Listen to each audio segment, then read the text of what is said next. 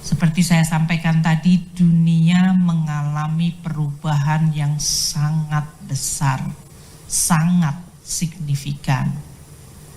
Kalau kita sebutkan the new economic order, yaitu sebuah order ekonomi global yang tidak lagi mengikuti pakem selama hampir 50 tahun ke belakang atau lebih bahkan. Di mana di dalam era 60 atau 50 tahun ke belakang, globalisasi dan global rule base itu menjadi sandaran atau menjadi fondasi kita berinteraksi dan berrelasi berhubungan antar negara. Ini karena sesudah Perang Dunia Kedua, masa-masa di mana kemudian semua negara bersepakat, yuk kita bikin sebuah global order yang berdasarkan sebuah rule base, itu dari mulai United Nations, kemudian memunculkan WTO, IMF World Bank, dan kemudian berbagai kesepakatan antar negara dari sisi perdagangan investasi, yang semuanya tujuannya adalah agar hubungan antar negara berdasarkan suatu aturan dan kepastian, tidak didasarkan pada aksi sepihak. Oleh karena itu muncullah kemudian lembaga-lembaga multilateral yang tujuannya untuk mempromot atau menjaga, mempromosikan dan menjaga hubungan antar negara yang berdasarkan rule atau aturan yang disepakati. Semenjak munculnya sekarang ini Presiden Trump di versi yang kedua 2.0, unilateralism atau aksi sepihak dari suatu negara yang kebetulan merupakan negara terbesar dan terkuat di dunia menjadi dominan. Ini menjadi the rule of the game. Jadi yang tadinya rule based multilateral sekarang adalah tergantung dari unilateral dari negara, dan kalau negara ini karena kuat dan dominan, dia bisa mengatur aturan sesuai dengan kehendak dan kepentingan dari negara tersebut. Kebetulan ini adalah negara terbesar, Amerika Serikat, yang selama ini Amerika adalah promotor dan pendukung dari berbagai multilateralism. Sekarang Amerika meninggalkan multilateralism menjadi unilateral approach. Pertemuan G20 yang terakhir di Afrika Selatan di antara menteri-menteri keuangan yang dihadiri oleh Pak Wamentobi, nanti mungkin juga bisa dijelaskan, menggambarkan situasi tersebut. Ketidakhadiran banyak negara, kebetulan menteri-menterinya, karena kita sedang cukup banyak perhatian di dalam negeri, namun berbagai negara banyak yang bahkan tidak menghadiri G20. Bandingkan dengan suasana waktu kita menjadi presidensi G20, bahkan terjadinya perang Ukraina, kita tetap mampu menghadirkan seluruh anggota G20 bahkan pada level head of state. So perubahan begitu besar dari tahun 2018 2022 ke sini itu ya. Suatu perubahan hanya dalam waktu kurun 3 tahun telah mengubah sebuah orde dunia. Ini tentu memberikan implikasi sangat besar, sangat fundamental.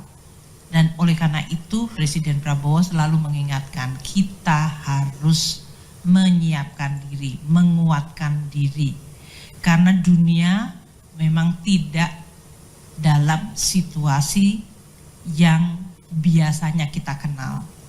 Menjadi sangat unilateralis dan harus mampu kita jaga kedaulatan dan kepentingan Indonesia. Muncul blok-blok baru di luar yang biasanya tradisional. Kita lihat Amerika Serikat yang tadi saya sorot ya, bagaimana Amerika yang selama ini menjadi promotor untuk North American Free Trade Agreement, kesepakatan 3 negara, Kanada, Amerika, Meksiko untuk sama-sama membuat NAFTA sehingga hubungan trade dan investment itu bisa berjalan hampir tanpa halangan. Di dalam era Presiden Trump yang kedua ini dilakukan seluruhnya menjadi totally tidak berlaku. Secara unilateral, sepihak, Amerika kemudian menyampaikan mengimpos tarif. Kalau NAFTA itu namanya free trade, itu biasanya tarif mendekati 0 atau bahkan 0%. Yang terjadi sekarang, tiba-tiba Trump menerapkan kepada negara tetangganya yang sebetulnya selama ini bergabung dalam sebuah blok free trade, yaitu North Africa Free Trade Agreement NAFTA. Tiba-tiba tetangga sebelahnya dikenakan tarif. Kanada 10% untuk energi, 25% untuk komoditas lainnya. Meksiko 25% across the board. RRT 10% ini on top of yang selama ini RRT sudah terkena dari semenjak Trump 1.0, Biden, dan Trump 2.0. Jadi waktu Trump 1.0 dan Biden, RRT itu sudah dikenakan tarif dan belum turun, sekarang ditambahkan 10%. Diumumkan pada 1 Februari 2025 untuk pengenaan tarif tersebut. Reaksinya sungguh luar biasa. Jadi kalau teman-teman wartawan masih sedikit mau ngecek ke Google situasi awal itu, disruption dari terjadinya keputusan ini terhadap global sentiment luar biasa negatif. Sehingga Presiden Trump tanggal 3 Februari 2 hari kemudian mengatakan oke, karena reaksinya begitu negatif saya tunda 1 bulan. Waktu itu kemudian terjadi, oh lega, mungkin kita bisa work out. Pada tanggal 4 Februari, RRT karena tidak mendapatkan penundaan, jadi yang ditunda hanya tarif untuk Meksiko dan Kanada, dan itu pun hanya untuk 1 bulan.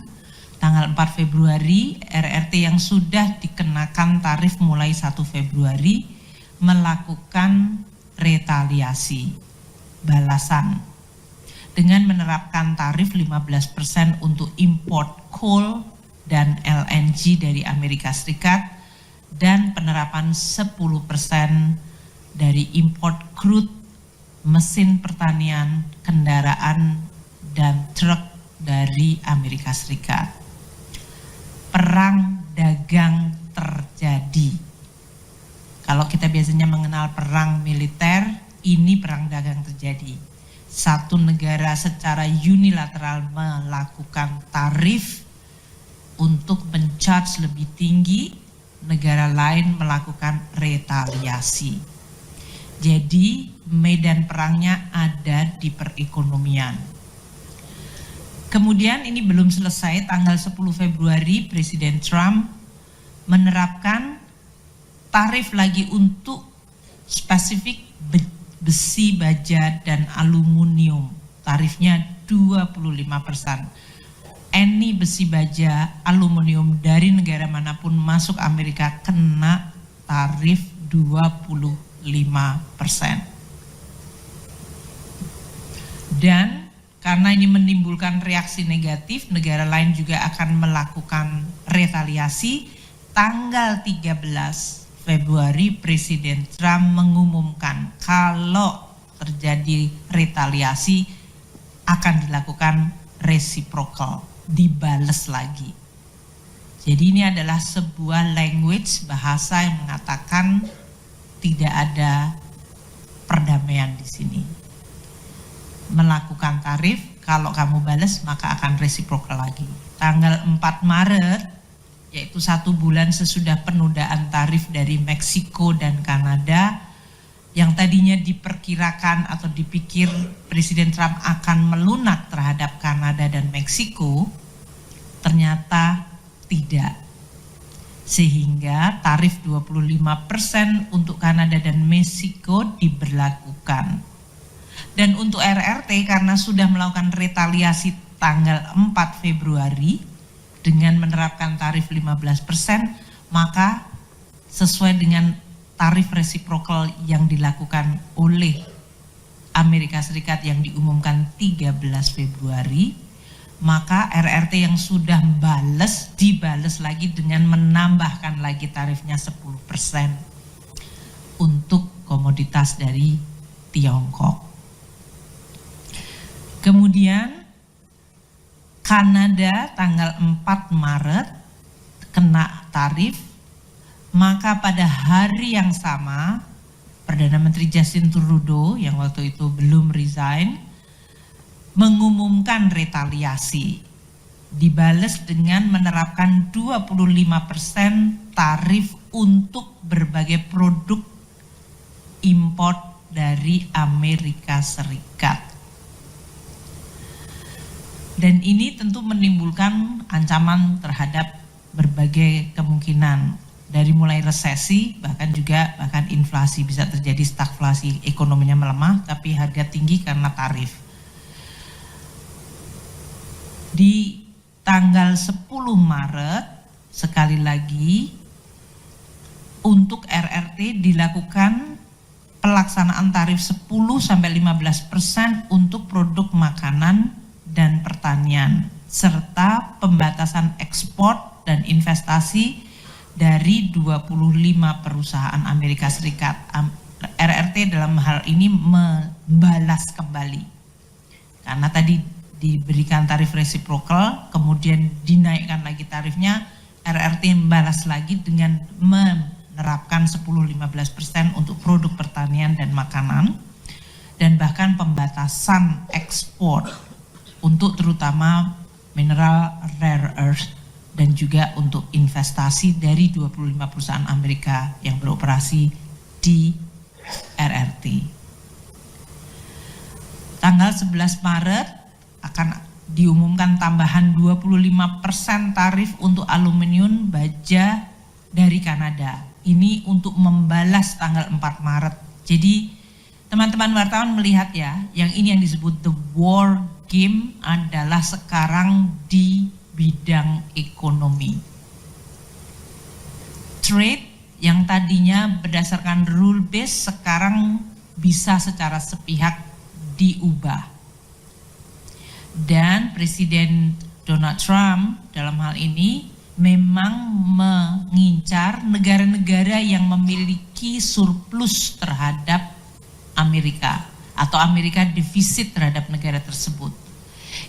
Di sini yang di tengah ini adalah 20 negara yang mencatatkan surplus terhadap Amerika, artinya Amerika defisit terhadap negara ini.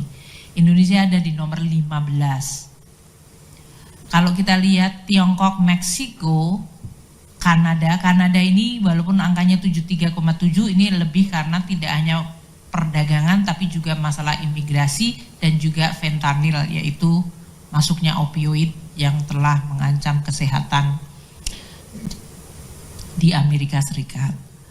Nah, kita lihat jadi negara-negara yang punya surplus besar, makanya kita lihat Tiongkok sudah kena, Meksiko kena, Vietnam yang kemarin datang ke Indonesia, ini akan menjadi target yang cukup nyata.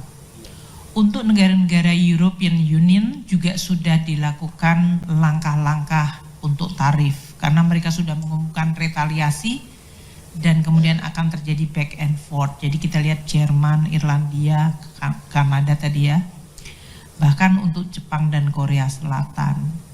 Ini adalah yang harus kita sekarang teliti dan waspadai. Kalau diberlakukan kebijakan tarif kepada semua negara surplus, Indonesia ada di dalam ranking 15. Dan ini akan berpotensi menciptakan tadi biaya dari supply chain sektor manufaktur dan terutama untuk sektor digital yang akan meningkat. Rantai pasoknya juga akan mengalami disrupsi, harga komoditas mengalami volatilitas, dan sentimen market akan terus-menerus terayun-ayun volatile seperti yang terjadi pada minggu-minggu atau 1 bulan terakhir. Ini menimbulkan semua negara sekarang berpikir peta dunia dari sisi ekonomi seperti apa. Keputusan mengenai investasi, relokasi, dan juga rekonfigurasi dari rantai pasok. Karena ternyata selama ini yang dianggap aman, bahkan kalau kita mengatakan friendshoring, itu sekarang tidak ada friend lagi. Gimana kurang friendnya Amerika dan Kanada itu? Jadi tadinya disebutkan, oh kalau kamu berteman kita aman. Ternyata definisi friends tidak ada lagi di dalam konteks hari ini.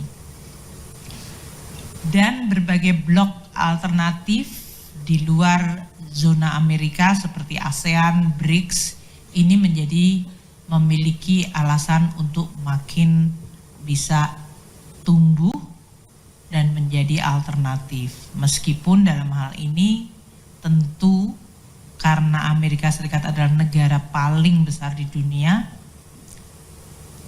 pasti apa yang dilakukan oleh mereka mempengaruhi seluruh dunia juga. Nah, konteks inilah yang kemudian akan kami bawa ke ekonomi di Indonesia yang nanti akan mempengaruhi APBN dan pelaksanaan APBN. Kita lihat harga komoditas yang tadi disebabkan karena berbagai macam gejolak order dunia yang mengalami disrupsi. Harga komoditas ini mengalami koreksi sejak tahun 2023 akhir tahun. Kita semua tahu sesudah perang Ukraina tahun 2022 awal, harga komoditas melambung tinggi di tahun 2022 dan 2023. Namun hanya bertahan sekitar 18 bulan. Pada paruh kedua banyak komoditas itu terkoreksi harganya. Dan kita lihat seperti coal, batu bara kita dalam hal ini. Tahun 2023 kita lihat di sana, itu sudah mengalami penurunan yang tajam. Dulu pada saat 2022 sempat mencapai 400 US dollar per metric ton. Respons atau koreksi yang terjadi semenjak 2023 cukup dalam, di level bahkan turunnya di bawah 200.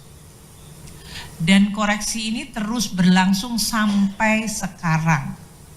Jadi kalau kita lihat year on year, harga coal yang sudah terkoreksi turun dari 2023. Year on year dibandingkan tahun 2024 yang sudah rendah, itu masih turun 12,6%. Kalau dari Januari ke Februari itu 16,5%. Jadi trennya masih menurun, kalau kita lihat itu kan masih ke bawah. Sekarang sudah mendekati di 100 US dollar per metric ton. Bayangkan 3 tahun yang lalu harganya 4 kali lipat. Kemudian minyak Brent, kita juga lihat sesudah pernah melambung hampir mencapai 100 dolar di tahun 2022. 2023 juga mengalami kenaikan yang hampir mendekati 90 dolar per barel. Kemudian mengalami penurunan, saat ini ada di 69,3 dolar per barel. Year on year, harga hari ini yang 69,3 dolar per barel itu 5,9% di bawah tahun lalu. Jadi ini sudah terus masih mengalami penurunan. Year to date-nya Januari ke Februari juga turunnya 7,2%. Month to month Januari ke Februari mengalami 8,7. Harga minyak ini tekanannya luar biasa karena tadi disrupsi dan ketidakpastian karena perang dagang. Pasti akan menimbulkan perlemahan ekonomi di negara-negara, terutama negara maju yang sedang memicu perang itu. Dan ini berarti akan menyebabkan harga minyak mengalami tekanan.